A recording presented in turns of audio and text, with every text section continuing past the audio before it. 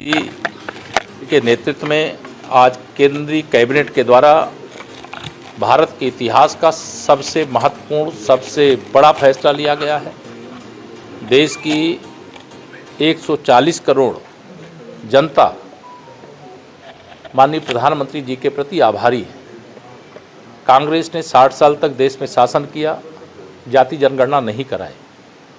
जब एक गरीब माँ बाप का बेटा, एक अति पिछड़े वर्ग से आने वाले श्री नरेंद्र मोदी जी भारत के प्रधानमंत्री बन गए तो जाति जनगणना कराने को मुद्दा बनाया, ढोंग किया, जनता को गुमराह किया, झूठ बोला श्री राहुल गांधी जी और कांग्रेस, समाजवादी पार्टी और उसके अध्यक्ष श्री अखिलेश यादव जी।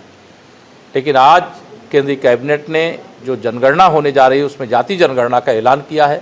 मैं इस फैसले का स्वागत करता हूं। माननीय प्रधानमंत्री श्री नरेंद्र मोदी जी का हृदय से आभार प्रकट करता हूं। कितना बड़ा माइलस्टोन है इसी पॉलिटिक्स ये राजनीतिक दृष्टि से भी, सामाजिक दृष्टि से भी, जो लगातार केवल नारे लगाते थे कि जिसकी जितनी संख्या भारी उसकी उतनी हिस्सेदारी, या झूठ फैला करके सत्ता की मलाई खाना चाहते थे, लेकिन सत्ता में पहुंचने के बाद समाज की भलाई के लिए अगर ईमानदारी से कोई काम करता है तो वह उनका नाम है माननीय श्री नरेंद्र मोदी जी। वो वाराणसी के सांसद, मैं वाराणसी से आज आपके साथ बात कर रहा हूँ और मैं प्रधानमंत्री जी का कितना आभार प्रकट करूँ, मेरे पास शब्द नहीं है।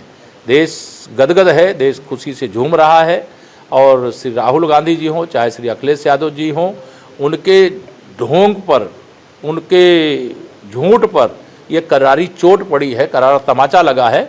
उनको लगा था कि वो ऐसी मांग करेंगे जो भाजपा नहीं, भाजपा ही हर वह काम करेगी जो इस देश की ज़रूरत है, इस देश की 140 करोड़ जनता की ज़रूरत है। और कांग्रेस हो, सपा हो या इंडी गठबंधन के कोई दल हो, वह बातें तो कर सकते हैं लेकिन काम नहीं कर सकते। कांग्रेस ये कह रही है कि पूरे इस जो भी फैसला लिया गया उसका श्रेय ले रही है कि हमने प्रेशर कांग्रेस को चुल्लू भर पानी में डूब करके अपने को, पार्टी को समाप्त कर लेना चाहिए, क्योंकि इससे बड़ा झूठ कुछ हो नहीं सकता। मैंने कहा जब 60 साल देश में शासन कर रहे थे तब इनको जाति जनगणना की याद नहीं आई, तब दलितों की, पिछड़ों की, आदिवासियों की, गरीबों की, वंचितों की याद नहीं आई। जब इनके हाथ से सत्ता चली गई तब इनको सब कुछ याद आ गया। इसलिए याद आ गया कि माननीय नरेंद्र मोदी जी देश के प्रधानमंत्री की कुर्सी पर बैठे हुए हैं। लेकिन आज मैं तो इस फैसले के स्वागत के साथ साथ ये आज कांग्रेस और समाजवादी पार्टी वैसे भी डूब जाएगी, क्योंकि यही इनके पास एक मुद्दा था जो झूठ का मुद्दा था। जैसे संविधान खत्म कर देंगे, यह भी झूठा मुद्दा था। आरक्षण खत्म कर देंगे, यह भी झूठा मुद्दा था। जाति जनगणना नहीं कराएंगे, यह भी झूठा मुद्दा था। लेकिन आज माननीय प्रधानमंत्री श्री नरेंद्र मोदी जी के नेतृत्व में संविधान का सम्मान हो रहा है, बाबा साहब का सम्मान हो रहा है।